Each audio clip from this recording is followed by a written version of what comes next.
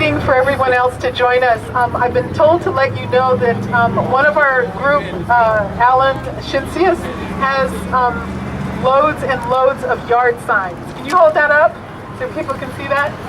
We have lots and lots of those, so if you would like to take one with you, Alan will be over here shortly.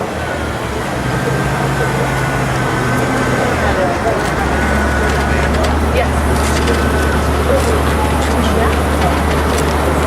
Also, the petition is being circulated right now, so if you have not signed it in the past, it will make its way around to you. And again, we have additional copies that you can take with you and get filled out, and you can either mail them back to us or take them to the store. I'm drawing a blank. It's written on the bottom.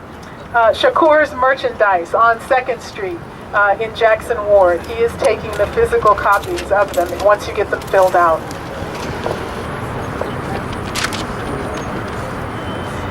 For this part of the program, we are going to have Janet Queen Nzinga Taylor, who is going to do a presentation on the importance of remembering what our ancestors endured. And then we will make our way to the African burial ground for the closing of the program with a reading by Vinnie Weeks on the life of the great slave rebellion leader Gabriel, and a report on the organizing work being done to stop the stadium with Phil Waledo, the editor of the Virginia Defender newspaper. There will be cultural presentations coordinated by Lily Estes, who spoke earlier reading the account of the liberation of Richmond. So we will be moving from here to the African burial ground, where the program will conclude on that site, and give you an opportunity to have some moments walking around, talking to each other, and just taking in the magnitude of this district and the potential that is not yet being taken advantage of in terms of how this area could be developed in a way that would be both respectful and educational and leave room for the future, for more discovery and more commemoration. It's one of the things that I personally find the most frustrating about the current plan is the fact that it's intended to put a cap on it. And even if you listen to the language around the development plan and even around the historical and archaeological review that they are talking about doing right now, it is designed to assess what is here now, and that's it. And then they're going to put things on it and say, we did it, we're done. That's not what this has all been about. This has all been about discovery, honor, education, about reclaiming ourselves so that we can take this struggle forward, so that Richmond can be a whole lot better than it has been to this point.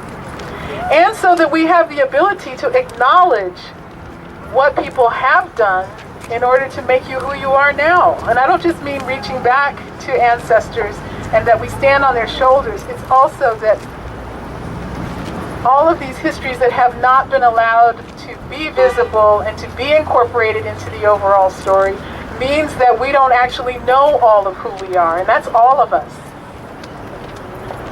So don't let them take that away. We really do have quite a moment, and there's a lot of momentum at this moment. Okay. I'm going to ask everyone to come this way, if you can, please, just because the speaker only points in one direction. Just, let's see. I think it's right field. First base. Because I think home plate was designed to be over there. Yeah, so this way, this would be along the first base line.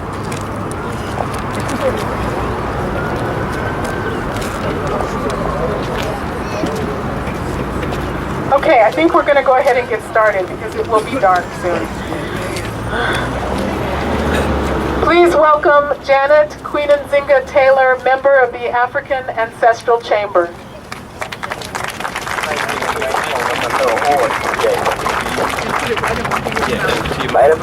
I bring you greetings. Ordinarily, I don't need a microphone, but I'm a little bit hoarse today. And I'm tired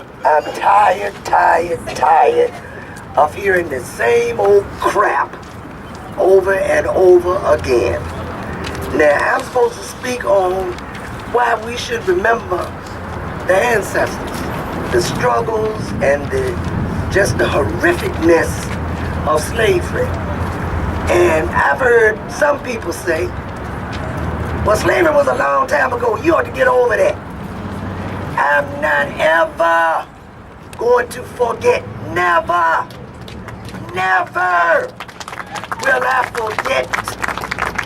When I look around Richmond and I first noticed that brother over there on the corner, I don't know what he's saying, but I know that his mind has been scrambled by the psychological effects of slavery. He was just mumbling whatever, the psychological effects that we still feel. And I'm gonna tell you something about my name, Queen Nzinga. About 15, maybe 20 years ago, I do a lot of work in prison reform, which, as we all know, is the modern day slavery plantation. The brother gave me that name, and if you don't know who she was, look her up, because she was a bad, we got children out here, she was a bad son of a gun, sister of a gun, daughter of a gun. She was bad. Look her up. And I tried to wear that name proudly. And I also wanted to comment on where we were just a few minutes ago. I was, what should you say? I was privileged to come to the mayor's press conference when he announced this, shall we say, pie in the sky plan. We couldn't even set foot on the property. We were told we had to stay on the sidewalk because we were uninvited guests.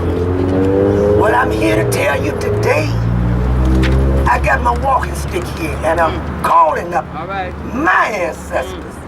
Boom, boom, boom. The original Trinity. Asar, Aset, and Heru. I'm calling them. And they invited us out here today. They called us to come. I read an article in the Richmond Times, and I'm gonna be respectful because we used to call it disgrace, but the Richmond Times Dispatch had to be about 20-some years ago about where they had found the Garden of Eden, what they believed to be the Garden of Eden. And for some reason, some people don't want to acknowledge, as a Rasta is Ethiopia to me, but some people don't want to acknowledge that Ethiopia is in Africa. They have tried to put it everywhere except on the continent, and actually it's a Kebulon. Africa was the name given to it. They don't want to acknowledge that that's where the Garden of Eden was supposedly found. Ethiopia. So if that is indeed the cradle of civilization, then what does that make me? What does that make everybody standing out here? You are a product of that. And without Africa, our Kebulon, as the cradle of civilization, none of us would be here. None of we would be here. And it's time that we set the record straight. That we set it straight. We've been lied to, tricked, bamboozled.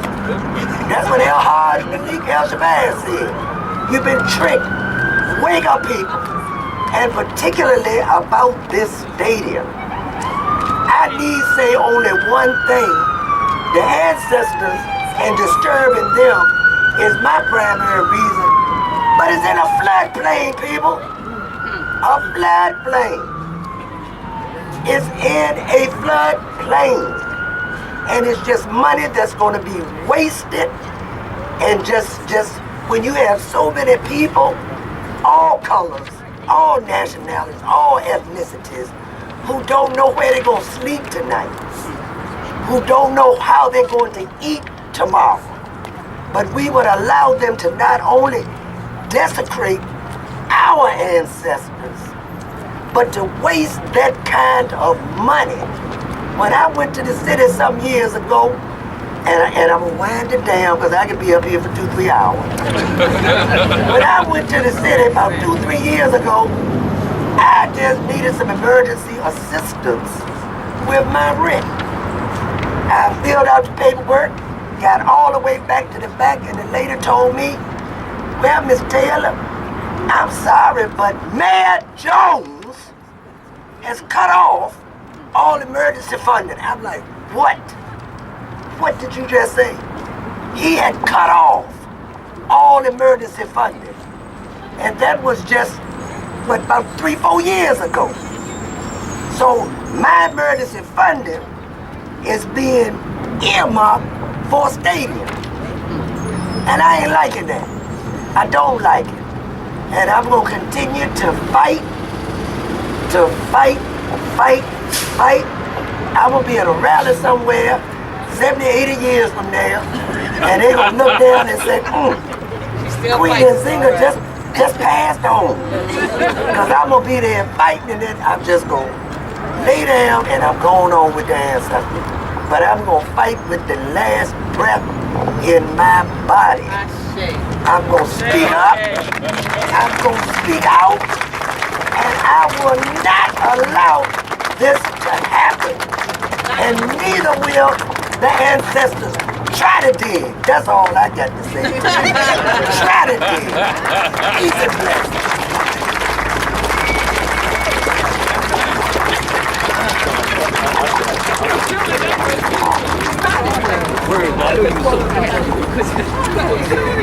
You know she's telling the truth. And you know you all want to do it too.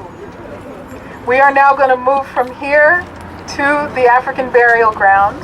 And the best way to do that is to wait for the light, cross the street here, and then we will walk together down the street and into the burial ground area. Thank you all for continuing the struggle this evening.